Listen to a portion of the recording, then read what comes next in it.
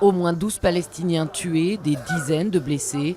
C'est le bilan provisoire des raids israéliens sur la bande de Gaza, menés en représailles au tir de roquettes du Hamas. Israël n'exclut pas une offensive terrestre contre l'enclave palestinienne. L'État hébreu, qui a déjà massé des chars à la frontière, vient d'autoriser le rappel de 40 000 réservistes. La crise politique s'aggrave en Afghanistan. Abdullah se proclame vainqueur de la présidentielle. Il rejette en bloc l'avance d'Ashraf Ghani au second tour selon le résultat provisoire.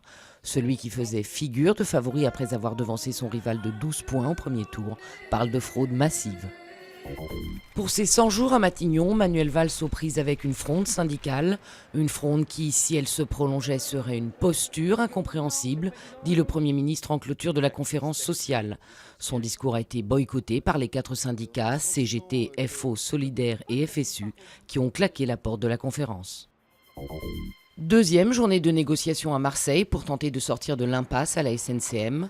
La grève à la compagnie maritime est entrée dans sa 3e semaine et suscite des tensions croissantes, aussi bien en Corse que sur le continent. L'intersyndicale se dit prête à négocier un nouveau plan, mais sans recours au tribunal de commerce.